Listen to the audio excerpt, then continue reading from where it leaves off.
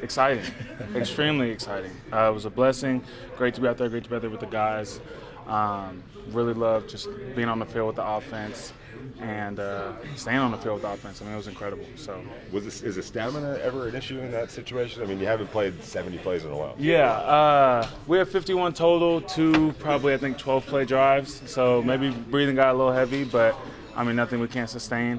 Best part I guess about growing up in high school, middle school, high school, and college, tempo offense it's my first time getting in the huddle, you know. So being able to, just real quick, is just, you know, a minor adjustment, and it just, I guess, gives me a little confidence in grabbing that little bit extra win versus hurry up and getting on the ball. And then when we do, I'm like, man, I've been doing this forever, so, you know, it's just easy to adjust to that. How difficult was it to learn to be patient and understand that your time is coming?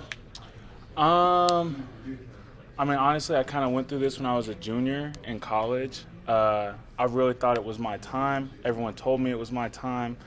But I think that our standard of play was low at the time, so I thought I was a lot better than I was. And then it wasn't my time. I wasn't the player I thought I was going to be. And so I kind of had to regroup, readjust myself, pour back into my process, allow my process to define my success, not my success to define my process.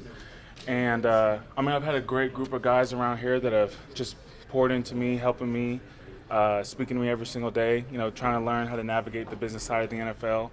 And, I mean, the guys around here have really just helped me out the most. Where's that attitude and that mindset come from?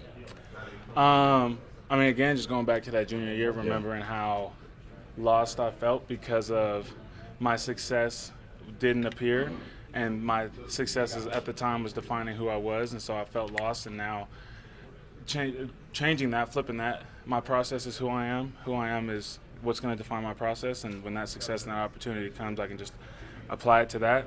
And whatever happens, happens. That way I can go back and try and adjust my process based on the outcome and not try to find out how to adjust the success, because you can't control that. And so just focusing on the things we can control. And again, like I said, the guys around here have been great, just pouring into me, talking to me about being patient, and I mean, just not letting me get too down, you know? Yeah. You had said that the handwork and footwork needed some work. What kind of work did you put in for that, and who do you credit for helping you with that? I mean, again, there are so many people in this building, especially being a rookie. You gotta, you know, decide who to grab stuff from. Everyone's got an opinion on how you can play.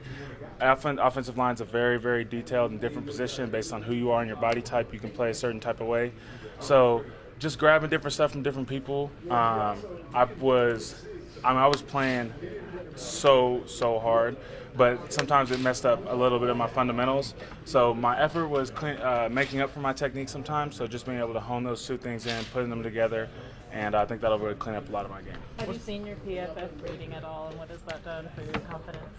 Absolutely nothing. PFF does not define, and PFF is not my standard for my success.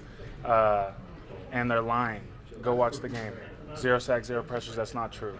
The sack we gave up in the back of the end zone. I mean, we all got muddled up, whatever.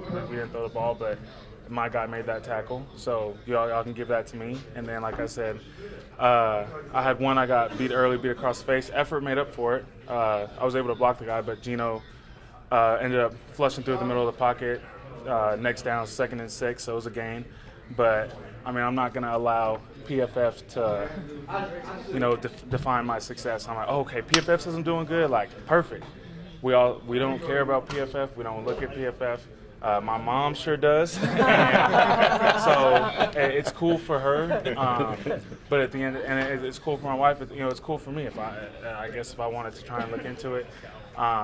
But I mean, just really trying to stay away from that stuff, not allowing that to fuel me and say PFF did a good job, so I did a good job. I need to just allow myself to do that myself and move on. I was just going to say, what's been the vibe amongst the rookie class of just kind of, you know, being encouraging to one another, to making sure that each one of you are, you know, ready when your time comes, and also holding each other accountable? I mean, it's really cool because we're able to pull together, but it's also a little difficult because we are, you know, this is our first time out being here, so we are a little lost in a sense. We have to still be able to reach out to those older guys and get tips and, you know, stuff from them, trying to hone in on how we can be in this business for a long time. But I mean, the relationship that we have in the rookie class is amazing. I love this group. I love being able to be around with this group.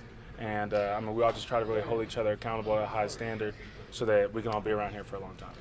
Saw how fired up you were for that touchdown pass from GENO to Brock. Can you just take us back to that moment and just what that kind of meant to you? We don't score. We don't have stats, so if the offense scores, I scored. That was my first NFL touchdown. I mean, taking it back to junior year, there was a time when I thought it was my time, and it wasn't, and I thought all my dreams were never going to be able to be reachable again. And so thinking back to that time and coming back to right now where I am, I mean, come on. Like, first NFL touchdown, it's an incredible feeling, awesome to be a part of. I love that I'm able to contribute to the team's success however I can.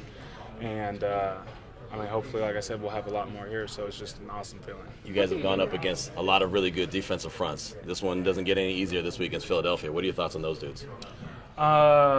Just going up against them. Yeah, I mean, again, focusing on my process, cleaning up the things that I need to based on my last game, and allowing the things that I do to determine what how they have to play against me instead of who they are determining how I'm going to play against them.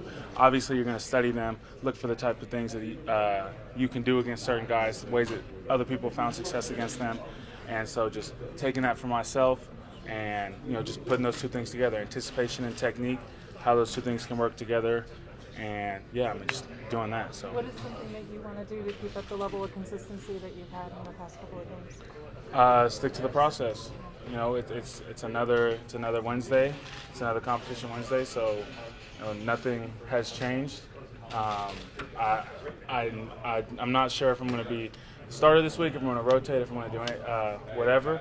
And I'm not asking because I don't want what they say to define what my process is going to be. So just keep approaching everything the same way, cleaning up the things from last week that I know I need to clean up, and just allowing myself to be ready and prepared for the game, whichever way it shakes out.